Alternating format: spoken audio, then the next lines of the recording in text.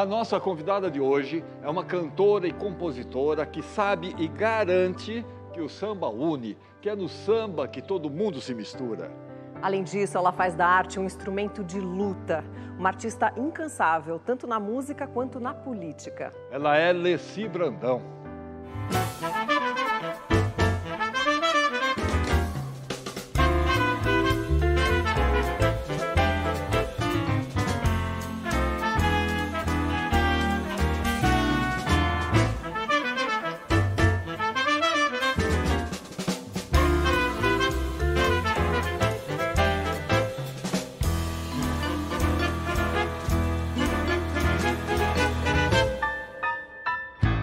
Leci, muito obrigado por ter aceitado o nosso convite. Seja muito bem-vinda. Eu é que agradeço a vocês pela oportunidade. A TV Cultura tem, assim, a nossa participação há muitos anos. Eu fiz inúmeros programas aqui, inclusive um deles, eu acho que é o primeiro DVD em preto e branco que eu faço, que foi o ensaio, Fernando Faro, que adorava, uma pessoa que eu adorava demais. E ele me deu a oportunidade de fazer esse DVD com o Cartola, né? 1974. Isso aí virou um DVD, a trama transformou, e é uma das coisas mais interessantes e respeitosas que eu tenho no meu histórico, sabe, de vida. Então, a gente vai falar sobre isso e sobre muita coisa, mas a gente vai começar lá atrás, falando da Leci menina, né? Você nasceu em Madureira, no subúrbio do Rio, filha única. Sim. Pai, funcionário público e mãe zeladora. Como é que era a tua vida nessa época, Leci? A minha vida era uma vida muito simples, né? Porque, como eu digo, eu venho de uma família humilde, né? Mas uma família que sempre nos deu dignidade de vida, né? A gente sempre morou como podia, mas nunca passamos fome, nunca tivemos nenhum problema maior de sofrimento, nada disso. A gente vivia com uma vida de alegria, a gente fazia festa de aniversário, do nosso jeitinho, né? Minha mãe foi servente de escola, eu morei em escola pública, morei em 3 escolas públicas do Rio de Janeiro. Agora, você estava falando que é uma família humilde, mas o seu pai e sua mãe cobravam muito estudo, né? Porque eles achavam que isso era uma maneira de você ascender socialmente? Claro, minha mãe sempre se interessou por isso, tanto que quando eu fui para o primeiro ano primário, eu já sabia as letrinhas todas, já sabia algumas palavras que minha mãe me ensinava, sabe? Que ela podia, dentro do pouco conhecimento que ela tinha, era uma mulher que ensinava para a gente uma coisa chamada educação. Eu acho que a grande sabedoria, inclusive, que eu tenho na vida, não foi advinda de faculdade, foi da minha mãe, que são 6 palavrinhas que acompanham a minha vida. Bom dia, boa tarde, boa noite, com licença, por favor, e muito obrigada. Que bacana, que bacana. Você começou a trabalhar cedo e cantava durante o serviço. E a gente está falando aí dos anos 60, né? A época aí que o rádio era o grande veículo de comunicação. Sim. O que você cantava, Leci? Bom, nessa época eu cantava as músicas que faziam sucesso, né, no rádio, porque o rádio é fantástico, né? O rádio você tem em qualquer lugar, você ligou, ele está lá funcionando. Ele te acompanha, né? Acompanha, exatamente. Então eu cantava músicas, por exemplo, de Ângela Maria, de Dalva de Oliveira, porque a minha mãe também gostava dela, cantava, e eu ouvia e cantava. Cantava músicas de Jamelão, de Ademil de Fonseca. Nossa, eram grandes artistas naquele tempo que tocavam no rádio. O rádio, ele é responsável, né, eu acho que pela base da música popular brasileira. Eram bons cantores, pessoas boas que não eram pessoas deslumbradas, eram pessoas que sabiam cantar, davam boas entrevistas, né, e tratavam as pessoas de forma natural, porque o artista, ele não pode se achar superior às pessoas, ele não pode evitar, né, que as pessoas se aproximem dele. Se bem que naquela época existia uma coisa muito engraçada que era Emilinha e Marlene, que tinham um fã-clube, né? Fã-clube da Marlene, fã-clube da Emilinha, brigavam na porta da Rádio Nacional, que a gente ouvia pelo rádio, era muito interessante, mas era uma coisa saudável. Todo esse universo que eu ouvi através de rádio e de vitrola, né? 78 rotações, nós tínhamos vitrola.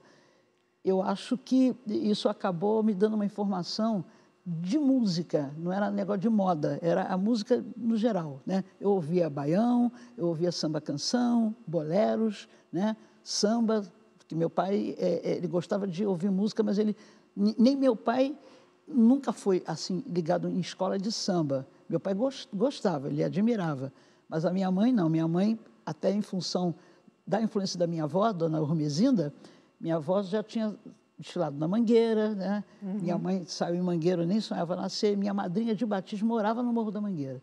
Então, essa coisa da Mangueira, eu já acompanho de casa, né? Era uma coisa de casa, não foi nenhum estudo, nem nenhuma influência, não. Eu ouvi uma vez você falando que o seu primeiro choro já foi em verde e rosa. Sim, a gente já em verde e rosa, porque o verde e rosa era uma cor que chamava atenção, que a Mangueira sempre foi uma escola muito querida, acredito que pelas cores, que a única escola verde e rosa era a Mangueira. E aí já viu. E minha mãe, onde trabalhou, antes dela ser servente de escola, ela trabalhava na fábrica de tecidos Confiança, que era uma fábrica que existia em Vila Isabel. Nessa fábrica, inclusive na seção que ela trabalhava Jamelão, trabalhava a minha madrinha de batismo, trabalhava a irmã de Dona Nilma, todo mundo ali era ligado à Mangueira, por causa do trabalho, entendeu? A fábrica Confiança, que hoje em dia é um grande supermercado em Vila Isabel. Agora, tem uma história, Alice, que queria que você contasse para a gente, que você seria a primeira colocada num concurso de dissertação na escola, mas no fim acabou sendo preterida. Exatamente. Como é que foi isso? Que idade você tinha? Deixa eu ver. Bom, eu nasci em 44 e esse concurso deve ter acontecido em 55, se não me engano. 11 anos. Escola Equador, né?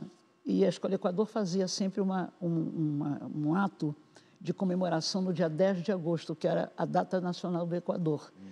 E os alunos da quinta série podiam participar do concurso. Era um concurso de redação. E você tinha que falar sobre o Equador, né? Muito bem. E eu participei desse concurso. E fiquei sabendo que a nossa redação foi a melhor redação e que eu tinha obtido o primeiro lugar. Só que eu era filha da servente moradora da escola, entendeu? Aí acabou que o prêmio não foi para mim, do primeiro, foi para uma outra menina, aluna, que era, inclusive, tinha relação com outra professora e tal, mas a professora da minha turma, a dona Isabel Mota, não esqueço o nome dela, resolveu fazer uma homenagem para mim, me deu uma medalha, né? E eu tive uma festa separada por causa da minha redação. Aos 11 anos de idade, como é que isso bateu em você? Não era uma coisa tão forte, porque a gente ainda não tinha essa noção de racismo, né? Que é uma coisa que eu descobri que sempre houve no nosso país, mas a gente não percebia, não havia ainda essa luta. Pelo menos eu não participava, não conhecia. Não percebia isso? Não percebia, porque meus pais não tinham essa noção, como pais de várias pessoas que eu conheço já tinham naquela época. Eu não tinha isso, não. Mas você já chegou a dizer que percebeu que sofreu racismo quando te deram um apelido na escola, né? Sim, quando eu fui para o Colégio Pedro II, que eu fiz concurso, passei, né? E a minha turma, a turma 41A, era lá do setor Maracangalha, que era chamado Maracangalha. Era uma seção do Colégio Pedro II, que era em frente ao Colégio Militar, ali na Tijuca. E havia momentos na turma que eu escutava uma palavra tizil. Era assim, tizil, tizil, tizil. Um dia eu resolvi, por que ficam falando isso? Até que uma amiga minha de turma falou, Leci, se você está ouvindo aí, é para você. Eu falei, para mim? Mas por quê? Ela disse, tizil é um passarinho preto. Como você é a única menina negra aqui na turma, eles ficam fazendo isso. Aí eu levei o caso ao inspetor da turma, eu disse, olha, estão falando aí de tizil, não sei o que é, e a minha colega falou que isso é comigo. E aí o inspetor reuniu a turma toda e deu um sermão, falou, vocês não podem fazer isso, ela é uma menina negra e tal, mas está aqui, passou por concurso igual a vocês, e a partir daí a coisa melhorou, né? Porque o Pedro II era um colégio meio que de elite, era concorridíssimo. Concorridíssimo. Né? Passar no Pedro II... É difícil entrar. Desde pequena você frequentava a Umbanda, frequenta até hoje, e foi lá que a percussão entrou na sua vida. Como é que foi esse teu envolvimento com esses ensinamentos e eles te seguem até hoje, não?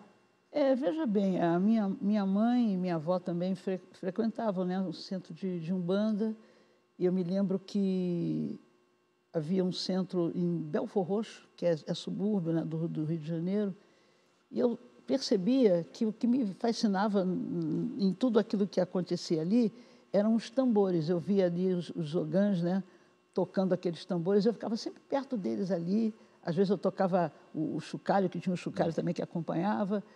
E um dia, não sei o que aconteceu, alguém faltou e tal, e eu falei, deixa eu tocar o tambor também. E saí tocando o tambor. Uhum. Então, isso aí já é o início de tudo, dessa minha paixão pela percussão, principalmente por tambor, né? Acho que tudo começou ali, não tenho certeza, que isso foi que me chamou para essa coisa do batuque, sabe, da percussão, mas somente isso. Agora, lá no Pedro II, você deu um jeito, através da música, de se integrar com a turma, ou da turma se integrar com você. É um negócio de uma paródia que você fez para o Grêmio, sim, uma coisa assim? Que tinha o concurso lá, né, do Grêmio, para poder ocupar o Grêmio, e eu resolvi fazer uma paródia com uma música do Sérgio Murilo. Sérgio Murilo. Era o cantor da época que fazia muito sucesso. Era uma música chamada Broto Legal. E eu peguei a música, que broto legal, não sei o quê, e consegui fazer uma letra muito interessante, da chapa Pedro II, que acabou... Eram duas chapas, Clóvis Monteiro e a chapa Pedro II, da Marisa Emanuel, que era candidata a presidente. Eu sei que eu arrumei um jeito, consegui fazer uma paródia e ganhou a chapa Pedro II, venceu o Grêmio. Aí você ficou popular, né? Todo mundo... Quando tinha dia do mestre, né? Dia do mestre, tal, que era 15 de outubro, e quando tinha qualquer evento na turma, eu estava sempre lá metida, enfim, sabe, fazendo alguma coisa. E o caderninho com letras de música? Era um caderno de espiral que eu tinha, que toda música nova que saía, entendeu? Eu já tinha letra, e meu caderno corria a sala inteira. Todo mundo que queria meu caderno. Copiar a letra. Copiar a letra. Eu tinha essa coisa comigo. A música sempre esteve do seu lado, né? Sempre esteve do meu lado. Leci, e você perdeu seu pai cedo, né? Por essa época, mais ou menos. Meu pai morreu em 64. Que barreiras que você enfrentou nesse momento para arrumar emprego? Eu enfrentei muitas barreiras, que foi necessário eu ter que trabalhar para poder ajudar a minha mãe, né? E eu me lembro que a gente tinha preocupação de estar vestida com uma roupa simples e tal, mas arrumadinha, enfim. Fiz as provas, né, para os diversos empregos que eu via no jornal Classificados, né? Uhum. E eu entendia que eu não estava ruim nas provas. Eu fazia as provas, tinha prova não era português, era linguagem, matemática e tal, tudo bem. Depois, quando a gente recebia o telegrama, ou um telefonema, porque na escola que nós morávamos tinha telefone, eu era sempre reprovada no psicotécnico. Eu falei, mas eu não tenho problema nenhum de cabeça, não tenho nada, eu não estou entendendo isso aí. Acho que é o primeiro momento assim, quer dizer, o segundo, o primeiro foi na Cotisil e depois foi na hora de conseguir o meu primeiro emprego. E realmente o meu primeiro emprego foi na Datamec, uma empresa de processamento de dados no bairro de Fátima. E lá eu tive, na minha carteira, inclusive, tem lá o registro da... Seu primeiro registro de trabalho. Registro. Ou seja, foi um bloqueio, né, uma barreira por racismo. Né? Por racismo, claro. Leci, o primeiro depoimento que a gente tem para te mostrar é de um amigo e grande admirador seu há muito tempo. Olha só. Meus queridos amigos do Persona, aqui quem fala é Alexandre Batel e quero dizer primeiramente que é uma honra poder participar desse programa, que tantas vezes eu já estive na plateia, né? E hoje é um dia muito especial que é para falar da nossa diva Leci Brandão. A minha história com a Leci começou quando eu tinha 12 anos, hoje eu já estou com 45. E meu primo, que era comissário de bordo, ele conseguiu para mim um autógrafo. Só que esse autógrafo ele tinha 2 páginas, era uma carta. E eu parecia aquela criança que começou a ler, sabe? Todo mundo que aparecia na minha casa eu tinha que ler aquela carta. de tão emocionado que eu fiquei com a simplicidade que a Leci tem. E, Leci, eu só quero dizer que nesses mais de 30 anos, quero dizer que a nossa amizade se fortaleceu e espero que continue sempre assim, que você continue essa pessoa magnífica que ajuda sempre as pessoas, que contribui para a nossa sociedade. Espero em Deus que você tenha muita saúde, saúde, saúde sempre, e que você continue sendo essa luz nos nossos caminhos, porque eu sempre digo, quem não conhece o seu trabalho e passa a conhecer, sofre uma transformação na vida, porque quando você canta, é uma verdade que vem pra gente que não tem palavras para descrever. Que Deus te abençoe sempre. Um beijo no seu coração. Meu Deus. Incrível. Até uma história assim que é comovente, porque eu estava viajando, não sei se eu estava vindo para São Paulo, não me lembro. O comissário de bordo chegou para mim e disse, olha, eu tenho um primo que é um jovem, ele é apaixonado por você, acompanha todo o seu trabalho, tem todos os seus discos e tal. Ele contou rapidamente a história dele, e nesse tempo, dentro do avião, tinha papel de carta, né, dentro das aeronaves. Uhum. Eu pedi para ele se ele podia me arranjar uma folha, né, e um envelope. Imediatamente ele se prontificou e eu escrevi uma carta para o Batel, que eu chamo ele de Batel. E um belo dia, eu estava aqui em São Paulo, estou vendo um rapaz, era uma noite de frio, com sobretudo assim, tal, todo elegante e tal. Aí terminou o show, eu tenho por norma receber as pessoas no camarim. E ele falou, olha, gostaria de falar com a Leci, eu ouvi dizer ela que eu sou primo do comissário de bordo, que ela escreveu a carta, eu sou a pessoa para quem ela endereçou a carta. Aí foi aquele encontro, né? E hoje eu estou muito feliz porque a vida dele, ele já fazia teatro, né, e tal. Ele é realmente diretor, porque ele já está escrevendo peças e tal. Inclusive, participa atualmente de uma peça que chama Um Canto para Obá, que é uma coisa relativa a Obá, que é um orixá, né? E também faz o Chico Xavier. Ele tem uma atuação nessa peça sobre o Chico Xavier, que faz muito sucesso também. Maravilha. Alexandre Batel, que Deus abençoe ele. Também um beijo para a mãe dele, Dona Maria, que é uma pessoa que também gosta muito de mim. E é de São Paulo. Maravilha. Bom, aí você estava fazendo o curso de Direito na Universidade de Gama Filho. Eu comecei a fazer o meu início, que era assim, você fazia 6 meses, né? Uhum. Depois mais 6 meses, eu comecei a fazer o primeiro semestre de ciências jurídicas, nem era direito, né? Uhum. E com essa coisa de falecimento de pai, e ter que trabalhar, enfim, a minha vida teve várias transformações, porque quando o meu pai faleceu, eu tinha que procurar emprego, como já disse a vocês, tirei minha mãe de escola, de morar em escola, que já não aguentava mais vê-la tendo que varrer não sei quantas salas de aula 2 vezes, porque tem o turno do dia, tem o supletivo, então você só faz varrer. E era muito engraçado, porque quando eu estava na Escola Equador, que foi a primeira escola que nós moramos, a mesma sala que eu estudava, à noite eu estava varrendo, entendeu? Para ajudar minha mãe. Então, são situações diferentes, né?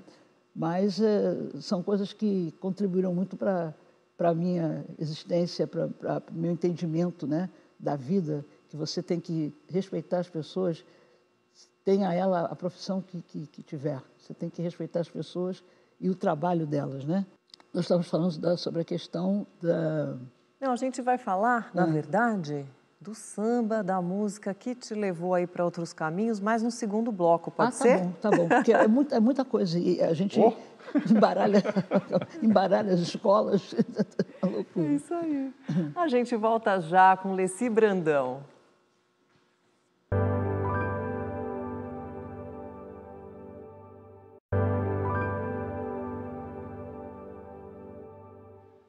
Pronto, estamos de volta, hoje conversando com a Leci Brandão. Leci, a sua primeira composição, letra e música, aconteceu por causa de uma desilusão amorosa, Alessi. Como é que foi isso? Aí é sentimento, né? Você sofre, e quando você sofre acontece tanta coisa. Foi um rapaz que eu conheci e que, na verdade, me apaixonei por ele. Só que eu não podia imaginar que um dia eu ia receber um telefonema dele para dizer o seguinte: olha, você esteve na minha casa outro dia, né, para levar uma lembrança lá para minha mãe, e tinha uma moça lá. Pois é, eu vou casar com essa moça. Assim, desse jeito, sabe? Vou casar e ela tá esperando um filho meu, enfim, e tal. Foi assim, um choque, foi muito forte, muito forte. E aí eu fiquei, acho que isso foi em 65, eu acho que eu fiquei quase 5 anos para esquecer esse rapaz. Nossa. Durante esse tempo foi que surgiu esse samba. Como é que chama o samba? Tema do Amor de Você. Tema do Amor de Você. Você lembra dele? Deixa eu ver. Conversando com a saudade que chegou de você, entendi que só tristeza mora no meu viver. Sem você, você voltando, eu seria mais alguém. E uma canção toda de paz, toda de bem, eu cantaria para você, com alegria, com prazer, por saber que você iria ouvir um tema todo seu, o tema do amor que você me deu. Lindo. Era tipo, seria uma bossa nova, Uma né? bossa nova, né? Exatamente. Desde menina que você já frequentava aí os desfiles e os ensaios das escolas de samba, né, Alessi? Mas foi na Mangueira que você conviveu com alguns dos nossos maiores sambistas. Mais tarde, você seria a primeira mulher compositora da Mangueira. Como é que você chegou lá? Bom, isso foi responsabilidade do Zé Branco. Zé Branco era um compositor da Mangueira, que era o tesoureiro da ala de compositores, e ele sabia que eu fazia parte de festivais estudantis, eu estava sempre me metendo nessas coisas de música e tal. Ele quem teve a ideia de me apresentar na ala de compositores para que eu participasse, né? Aí eu fui a uma reunião presidida pelo José Brogogério, que era o presidente da ala de compositores, e tinham quase 20 homens nessa reunião, e ele apresentou a ideia de eu queria que ele pudesse participar aqui, porque ela já faz samba e tal. Aí o Brogogério falou para ele o seguinte: olha, vem semana que vem e traz ela, faz uma cartinha explicando os motivos pelos quais ela deseja entrar na ala, enfim. Aí fui, e levei a cartinha, né? E expliquei para ele que para mim seria muito importante, seria uma honra participar, até porque eu considerava a ala de compositores da Mangueira uma universidade, sabe? A Mangueira para mim era uma universidade do samba. E tudo bem, levei, eles aceitaram e houve uma condição. Gostamos muito da sua carta, tudo bem, agora sim, você vai passar por um processo de avaliação. Durante um ano, você vai fazer sambas de terreiro e se você for avaliada de forma positiva, você entra para a ala ano que vem. E assim foi feito. Aí eu comecei a fazer sambas de terreiro para a Mangueira, vários sambas lá que agradaram. E em 72, eu saí pela primeira vez na Mangueira, na ala de compositores. Alessi, nós preparamos um quadro sobre uma pessoa muito importante para o Brasil todo e que foi fundamental na sua vida também. Olha só. Desde criança, Cartola já desfilava fantasiado pelas ruas do Rio de Janeiro, nas festas do Dia de Reis, com toda a família munida de seus instrumentos musicais. Aos 11 anos de idade, ele se muda para o Morro da Mangueira e passa a frequentar as rodas de samba, tocando cavaquinho e violão. Aos 15, sai de casa e, sem ter onde dormir, toca nas madrugadas boêmias da malandragem. Foi onde conheceu Carlos Cachaça e, com ele, fundou a Escola de Samba Estação Primeira de Mangueira. Sua casa, por muitos anos, foi ponto de encontro dos maiores nomes do samba brasileiro. E suas composições foram cantadas pelos maiores nomes da música brasileira. Mas Cartola só gravaria seu primeiro disco aos 66 anos de idade, 6 anos antes de sua morte. Eu pretendo levar a vida. E apesar de tantos sucessos, morreu pobre.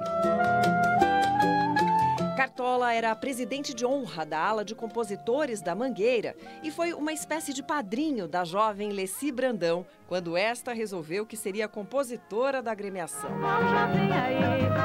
E é claro que com o aval de um padrinho desses, a história só poderia dar em sucesso.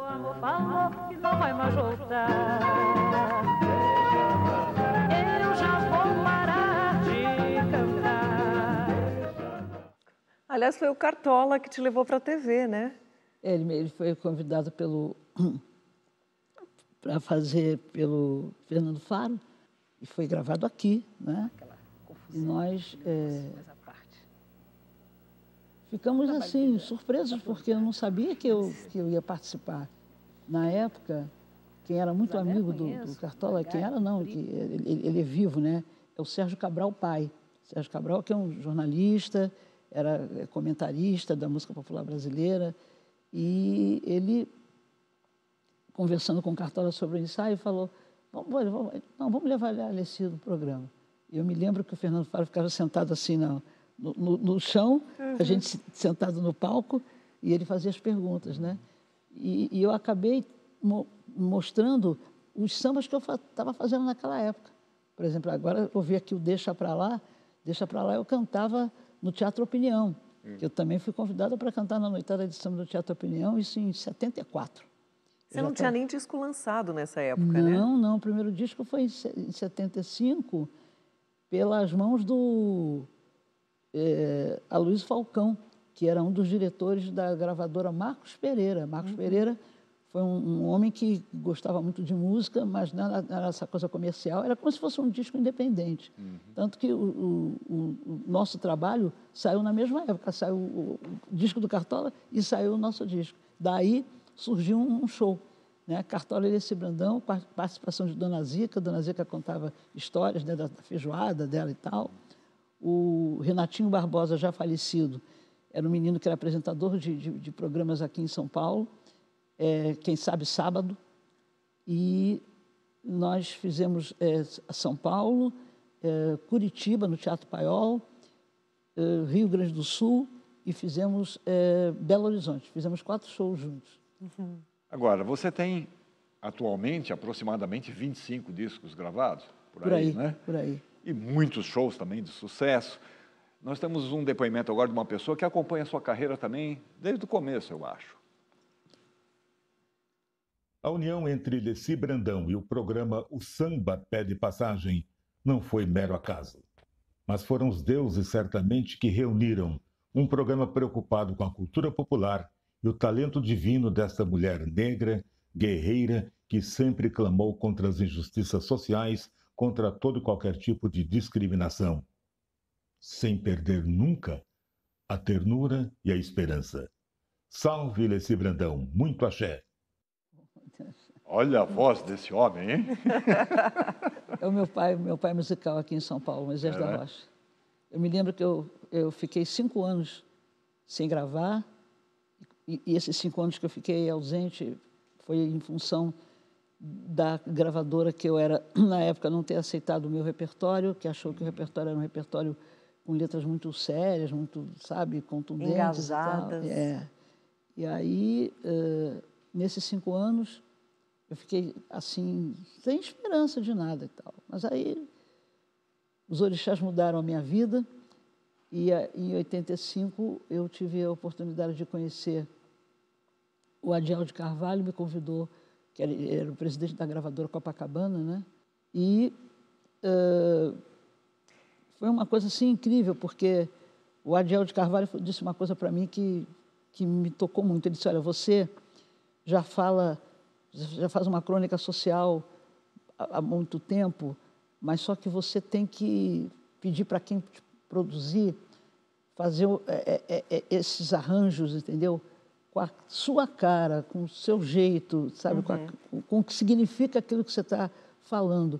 Porque você tem trabalhos legais, enfim, mas botam muitas orquestras, sabe? Um arranjo muito elitizado e você é povo, você é morro, você é rua e tal. E eu entendi que tinha que ser na base de violão, cavaquinho, sabe? Uma percussão pequena, repique de mão. Foi quando entra o grupo Fundo de Quintal, porque eu fiz uma música em homenagem a eles, né? Eu e o Zé Maurício fizemos esse samba. O que é isso, meu amor, venha me dizer. Isso é Fundo de Quintal. E depois você observa na gravação que cada um toca um instrumento correspondente àquilo que está sendo dito ali na letra, né? E o Moisés da Rocha, ele pegou esse disco e tocava o disco de um lado e de outro, que é aquele lado A, né, lado B, e, na verdade, ele foi me trazendo para São Paulo através do programa Samba Pé de Passagem, e eu comecei a fazer shows aqui, comecei a frequentar também as quadras das escolas de samba. Então, eu fui chegando nesse ninho, né? Fui chegando nesse ninho e fui sendo recebida com muito carinho pelas pessoas. Agora, Alessi, você falou que recebeu uma orientação dos orixás. Que orientação foi essa? E é por isso que você encerra os teus discos desde 85, sempre com uma saudação ao orixá? Por quê? Porque nesse tempo que eu fiquei sem gravadora, em 84, eu conheci uma entidade, que é o Caboclo Rei das Ervas. Era de um terreiro, né, de candomblé, que fica lá em São Gonçalo, no Rio de Janeiro. Minha mãe, inclusive, foi quem me levou lá. E aí o seu Rei das Ervas disse para mim o seguinte: olha, não se desespere, porque você está... Não era depressão que ele falava outra coisa. Mas você vai voltar a gravar, mas antes que isso aconteça, você ainda vai sair do Brasil. E eu duvidei dessa mensagem que foi recebida, porque eu estou 5 anos sem gravação. Como é que eu vou sair do Brasil? Isso não existe, né? Em novembro de 84, eu já estava indo para Angola. Olha Quando só. voltei, foi que eu conheci o Adiel de Carvalho, e no dia 15 de outubro de 85, eu estava lançando o LP Alessi Brandão, que tem essas músicas que eu falei para você. E, a partir daí, todos os meus discos têm uma saudação para o orixá. É uma coisa que eu faço com muita convicção, com muita gratidão, né? E já gravei para quase todos os orixás. Que lindo. Alessi, por quase 20 anos, você foi comentarista dos desfiles de escola de samba do Rio de Janeiro e de São Paulo, que é uma tarefa, ao mesmo tempo, árdua e delicada, né? Está mexendo com egos das pessoas e tal. Você se preparava para isso? Você se prepara? Conheceu o samba enredo, o tema da escola, tal? Como é que é isso? Sim, eu participei a primeira vez em 84, num programa chamado Júri da Paixão. Inclusive, quem era desse programa era Leda Nagli, que comandava o Júri da Paixão. E a nossa atuação foi uma coisa que chamou a atenção das pessoas, porque eu me preocupava em focar o povo que tem importância num desfile de escola de samba, né? Diretor de harmonia, diretor de bateria, baianas, velha guarda, né? E os compositores, né? Isso foi tomando uma dimensão maior, né? E eu, cada vez mais, percebi que nós tínhamos que mostrar para o telespectador quem eram as pessoas importantes daquele cenário que estava acontecendo ali, daquela história. Então, eu ia para os ensaios técnicos, tá? Ia nas quadras das escolas. Muita gente eu já conhecia, até porque, como eu já era cantora, né, e tal, já estava no métier do negócio, a maioria das pessoas mais importantes, que eu digo importantes, na forma do samba, eu já conhecia. Casal de Mestre Porta-Bandeira, diretor de bateria, tudo isso. E isso foi tomando uma dimensão muito grande, mas, ao mesmo tempo, eu comecei a causar um certo incômodo às personagens que eram da elite, o pessoal oportunista das escolas de samba, que aí todo mundo passou a querer desfilar em escola porque começou a aparecer na televisão, e quem não quer aparecer na TV? Todo mundo quer aparecer, né? Destaque para quem realmente merece. É claro, a gente não pode deixar. Aí Agora... me chamaram para a política, a gente vai chegar lá. Vamos chegar lá. Se você entrar para a política, não vai poder mais comentar. Eu digo, tudo bem. Mas a gente vai falar sobre isso. Vamos ver mais um depoimento? Vamos lá. Agora de um parceiro seu musical. Olha só quem é. Olá, quem está falando é Sombrinha. Vim aqui falar algumas palavras para Alessi Brandão, minha grande amiga, há mais de 35 anos, né? Conheci Alessi em 85, praticamente. Se bem que eu já era fã dela, dos discos dela, dos anos 70, Questão de Gosto, todos aqueles discos maravilhosos que ela fez. E Alessi Brandão é uma guerreira, uma grande compositora, uma grande artista, uma líder negra, né? Está sempre do lado certo, sem contar a generosidade de Alessi Brandão, né? Então, eu só tenho a agradecer por ser amigo dela. Só não fizemos um samba junto, não sei porquê, mas ainda há tempo. Então fica aqui o meu carinho, o meu abraço para a minha querida dama do samba, Alessi Brandão. Beijo, Alessi, te amo. Brilha no céu a estrela de um novo amor, um lindo véu de esperança despontou. Pois é, né? Sombrinha é uma pessoa que realmente me conhece há muitos anos. Ele participou, inclusive, da gravação do Isso é Fundo de Quintal, que tem o nome dele no samba. E lá vem o Sombrinha, né? Fazendo harmonia com o seu cavaquinho. Agora ainda dá tempo de... fazer um samba junto, né? Muito bem, Alessi, nós vamos fazer mais um intervalo agora. No próximo bloco, nós vamos falar sobre a sua atuação política e o seu trabalho como atriz de televisão. Tá bom? Voltamos já com o Persona.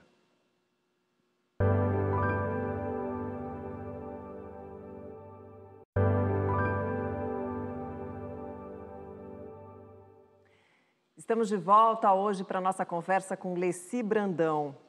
Alessi, tem uma história curiosa em torno do teu primeiro convite para trabalhar numa novela, Chica da Silva, na TV Manchete. Seria o teu primeiro papel como atriz, mas nem você sabia, não é verdade? Não, porque quando eu recebi o recado que tinham ligado da Manchete para mim, para falar sobre a novela, eu imaginei que era para botar música na novela. Aí reuni todos os meus LPs, botei numa bolsa e fui lá para a Parada de Lucas, que é onde era a sede da Manchete, né, o prédio deles. E, ao chegar lá, fiquei esperando numa sala, que a sala ao lado era a sala do diretor, que era o Walter Avancini. Esse convite, inclusive, era do Pilar, né? O Pilar também é um diretor, né, negro da Globo. E quando eu entrei na sala, quando a porta abriu, quem saiu dessa sala foi Thaís Araújo. Thaís novinha ainda, começando a coisa, né? Aí o Avancini, boa tarde, tudo bem? E aí, gostou da surpresa? Eu falei, gostei, porque eu nunca tive a oportunidade de botar música em novela.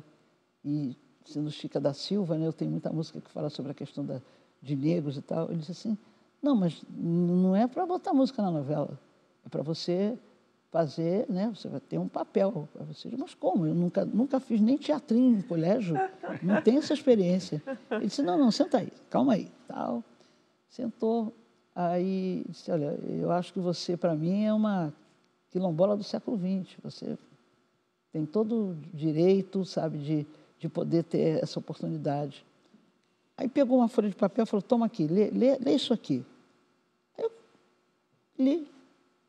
Assim, tudo bem.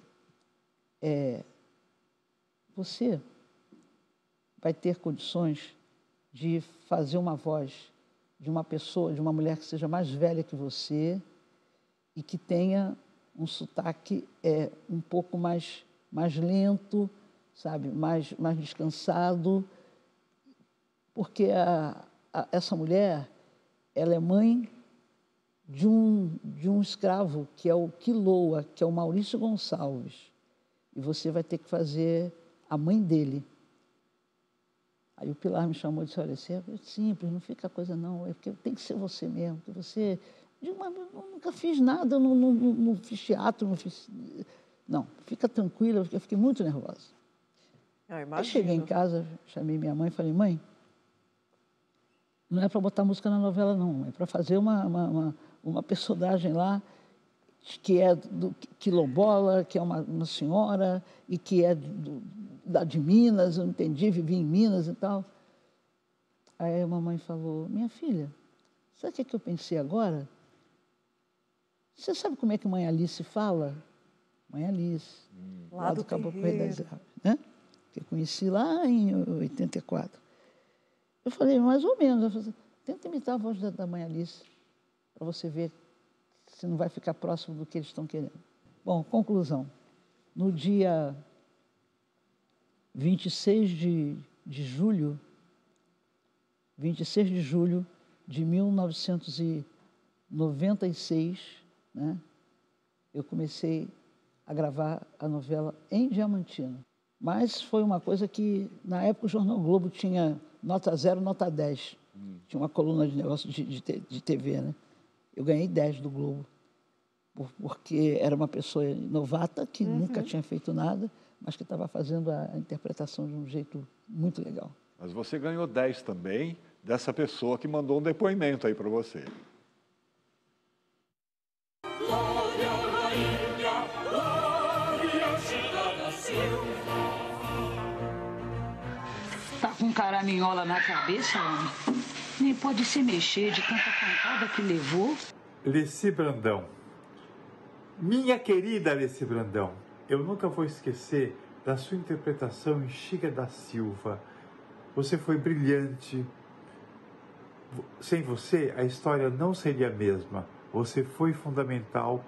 Você é também, além de tudo que você faz, uma grande atriz.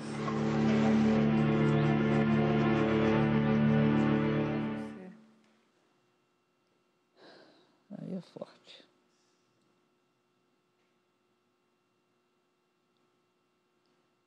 Vocês têm que preparar a gente, né? Nossa, fiquei comovido agora. Não sabia que ele tinha, assim, sabe, prestado atenção e ter conservar esse carinho, sabe, esse reconhecimento. E eu me vendo agora, me emocionei me vendo, porque aquele pano ali era... Deu certo, funcionou. Funcionou. Foi bem. Tinha muito a ver com você, né? Tinha. Pois é. E mais uma coisa espiritual, como você sempre fala, Com certeza. Né? Com certeza. A gente vai ver mais um depoimento e agora é de alguém que acompanhou aí a sua carreira por um bom tempo. Olha só quem é. Alô, galera. Aqui quem tá falando é o Pelé Problema. E hoje eu vou falar de uma excelente cantora, excelente pessoa, chamada Leci Brandão. Leci Brandão, a gente teve uma relação muito grande. Eu fui empresário dela nos anos 90. Fizemos um trabalho maravilhoso, discos maravilhosos. Fizemos um trabalho na DPM, onde ela se consagrou o conhecimento dela. Uma pessoa de um caráter ímpar. E, vira e mexe, ela me manda Feliz Natal, Feliz Ano Novo. Somos amigos, acho que quando você pega uma amizade com um artista, é difícil você cortar. Parabéns pelo trabalho que vocês estão fazendo com a Leci Brandão. E estamos aqui, precisando da gente, estamos à disposição. Leci Brandão, eu te adoro. Um beijo, fica com Deus. Você também, fica com Deus, Deus te abençoe. O meu atual empresário, Osmar Costa, trabalhou com o Pelé também. Eu conheci ele quando o Pelé administrou a nossa carreira e nós tivemos um conhecimento assim de muito respeito, né? Muito carinho e tal, muito reconhecimento. E na época, o Osmar Costa, ele trabalhava como produtor, ele era meu produtor. E aí houve uma questão que não cabe agora comentar, mas eu sou uma pessoa que eu tenho uma personalidade muito forte. principalmente se tratando de alguém querer comandar a minha vida, comandar as minhas coisas, porque eu tenho discernimento daquilo que eu acho que é bom para mim e que é importante. Você contou uma história aí sobre o Pelé Problema, a relação que você teve com o Pelé Problema. Você teve uma relação realmente problemática, mas é coisa do passado, né? Claro. Nós nos falamos, eu sempre ligo para ele Natal, Ano Novo, Dia dos Pais, ele sabe disso. E o Osmar também é amigo dele. Os dois são amigos, entendeu? O Osmar é uma pessoa muito boa, um cara muito generoso e que ajuda todo mundo. Não existe rancor, não existe, sabe, não tem nada disso. A gente não tem nenhuma relação que seja uma coisa de ódio, não, pelo amor de Deus. Eu gosto de viver bem, trato bem as pessoas e eu acho que tem determinadas coisas que você não pode guardar na sua vida, senão você sofre, né? Leci, você também foi conselheira da Secretaria Nacional de Políticas de Promoção da Igualdade Racial, Sim. Membro do Conselho Nacional dos Direitos da Mulher. Mas você teve em quem se espelhar nessa luta e a gente preparou um quadro sobre essa pessoa. Vamos ver? Sim. Filha de um ferroviário e de uma empregada doméstica, Lélia Gonzalez se tornou uma das intelectuais mais importantes na história do pensamento brasileiro pelas suas reflexões sobre raça, gênero e classes sociais. Graduada em História e Filosofia e com mestrado em Comunicação Social, especializou-se em Antropologia Política. Foi fundadora do Movimento Negro Unificado, do Instituto de Pesquisas das Culturas Negras e do Grupo Olodum. Produziu dezenas de ensaios e artigos e escreveu livros sobre a problemática racial e de gênero no Brasil e no mundo. Pela importância da sua luta, seu nome foi dado a vários coletivos e entidades culturais e educacionais por todo o Brasil e homenageado pelo Bloco Ileaie e pela Escola de Samba Pérola Negra de São Paulo. Lélia Gonzalez, com seu pioneirismo nas questões do feminismo negro e da democracia racial, foi e continua sendo uma grande inspiração para Leci Brandão, na sua arte e especialmente na sua militância. O poeta falou que São Paulo enterrou o samba e não tinha gente bamba e não entendi por quê. A Lélia foi fundamental para você, né? É, porque eu trabalhei na Universidade Gama Filho, no departamento pessoal, e a Lélia era professora da Faculdade de Filosofia lá. Então, eu participei de um festival de música na Universidade Gama Filho, fui revelação do festival, tirei em segundo lugar. E a Lélia, quando soube disso, ela acompanhou, não sei, ela disse, olha, você tem que continuar, você, sabe, já tem uma forma de fazer música diferente, continue sempre assim e tal. Ela me incentivou muito. Eu pagava a Lélia, porque eu trabalhava no departamento pessoal, e era lá que eles pegavam os cheques de pagamento. Então, a Lélia, toda vez que ia lá para receber o cheque dela, ela conversava comigo, era uma pessoa que me incentivou. E a Tereza Santos, que é uma pessoa daqui de São Paulo, né, que eu falei que foi da Secretaria de Cultura, era uma pessoa também muito ligada com a Lélia e também me incentivava muito, porque ela disse, você teve um grande aprendizado, você teve em quem se influenciar e muito bem. Leci, assim como a Lélia foi para você, a Tereza, você é madrinha, como já comentou, de muita gente e de muitos coletivos e grupos ligados à cultura afro. Sim. E você é madrinha do bloco Ilu Obá de Mim, que é um grupo lindo, composto só de mulheres, né? Foi um convite que me fizeram, eu estava no Hotel Jandaia nessa época. No famoso Jandaia. É. Olha só quem te mandou uma mensagem.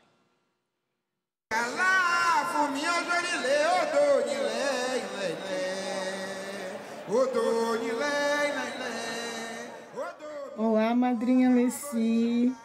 Primeiramente, quero pedir a sua bênção e dizer da grande alegria que está aqui participando, né, dessa homenagem tão maravilhosa, né, que o programa Persona está fazendo à senhora. É muita alegria, mais uma vez, tê-la, né, como essa referência, essa mulher maravilhosa, mulher guerreira, e que também nos representa muito, né? A cada mulher de Ilu Obá de Mim, nossas histórias são muito parecidas, a senhora sabe. E aqui eu passo para falar assim da grande alegria que é para a gente ter a senhora como essa referência, essa mulher que está à frente de tantas lutas, né? Dessa carreira, desse talento, dessa mulher que escreve, que compõe, que toca, como todas nós. Saiba que a senhora é muito amada dentro do Iloba de Mim, e eu espero que a senhora continue com a gente por muitos e muitos anos, vida longa, que a gente toque muito, que a gente possa estar mais presentes, né, cada vez mais. E o que eu tenho que desejar é isso, e também a alegria, né, de poder estar falando em nome dessas 400 mulheres nesse momento. Um grande beijo, axé!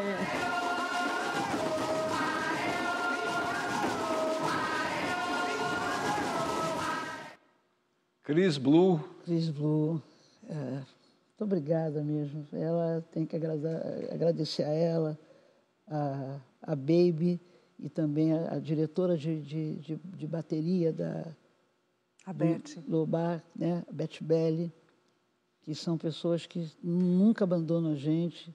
Desde que eu fui homenageada pelo Iloba, eu fiquei assim encantada. E eu sempre, nas minhas entrevistas, eu digo que é o maior bloco afrofeminino que eu conheço no Brasil. Essas meninas são demais, a consciência delas, o interesse delas pela questão social das mulheres, sabe? Pela força das mulheres, pela força também da nossa religião de matriz africana, né? É a dança, é o canto, são compositoras, são instrumentistas, né? São tocadoras de djembe, de tudo. Elas tocam vários instrumentos. Eu não saberia tocar todos aqueles instrumentos. Eu só toco o meu tantanzinho e tudo bem. Mas eu tenho muito carinho por elas e sempre que me pedem referência de bloco afro, porque hoje nós temos muitos blocos pelo Brasil e que o Iloba é referência para esses blocos. Elas são mulheres fortes. É de uma potência absurda. Uma potência absurda. O Brasil tem um pouquinho de tudo, tem muita coisa boa, né?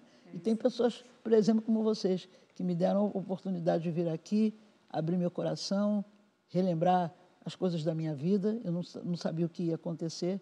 Foi uma coisa surpreendente para mim, né? E uma coisa que me fortaleceu bastante, me deu muito ânimo. Eu estou muito feliz, né, sabe, nesses dias. Estou feliz porque fui reeleita, né? Estou feliz porque meu time foi campeão. Estou feliz com um monte de coisas, né? E é bom a gente poder sorrir, a gente poder apertar a mão do outro, sabe, dar um abraço e dizer, né, viva o Brasil e viva Deus que protege esse país. Nós estamos muito felizes por ter tido você aqui fazendo esse programa junto com a gente. Muito obrigado, Alessi. Agora, a Cris tem um pedido especial para você aí. Vamos ver. Já achei que você ia esquecer. Eu já estou aqui. A gente queria pedir, se você pode cantar um trechinho de um dos seus grandes sucessos que a gente tanto falou aqui. Sim. E que já foi interpretado por tanta gente, que é Zé do Caroço. Ah, sim, mas a capela. Tudo bem. Num serviço de alto-falante, no Morro do Pau da Bandeira, quem avisa é o Zé do Caroço. Amanhã vai fazer alvoroço, alertando a favela inteira. Ah, como eu queria que fosse em Mangueira, que existisse outro Zé do Caroço, para dizer de uma vez para esse moço: carnaval não é esse colosso, minha escola é raiz, é madeira, mas é o Morro do Pau da Bandeira, de uma Vila Isabel verdadeira, que o Zé do Caroço trabalha, que o Zé do Caroço batalha e que malha o preço da feira. E na hora que a televisão brasileira distrai o meu povo com a sua novela, é que o Zé põe a boca no mundo, é que faz um discurso profundo, ele quer ver o bem da favela. Está nascendo um novo líder no Morro do Pau da Bandeira. Está nascendo um novo líder no Morro do Pau da Bandeira. No Morro do Pau da Bandeira. Lá no Morro do Pau da Bandeira. Lê, lê, lê, lê. Leci, muito obrigado. Obrigada a vocês, meu querido. Obrigada, que Deus Leci, os abençoe, que os proteja, que vocês tenham muita felicidade, muita luz na caminhada de vocês, né? E que eu possa encontrá-los felizes e oportunizando os telespectadores da TV Cultura a conhecer a vida de tantos artistas brasileiros que são fantásticos, que merecem o nosso respeito e o nosso carinho. Obrigada. Obrigado, Leci. A gente fica por aqui e volta no próximo domingo. Obrigado a todos e até lá. Beleza, Leci? Obrigado. Doeu muito para você? Nossa dama do samba. Alguns foram surpresa mesmo, né? Surpresa. E uma surpresa assim que mexe com a nossa cabeça, com o nosso coração, com tudo. Que delícia a gente poder dividir a tua trajetória, a tua estrada, viver isso. É porque é muita coisa, né? Tem coisas até que a gente...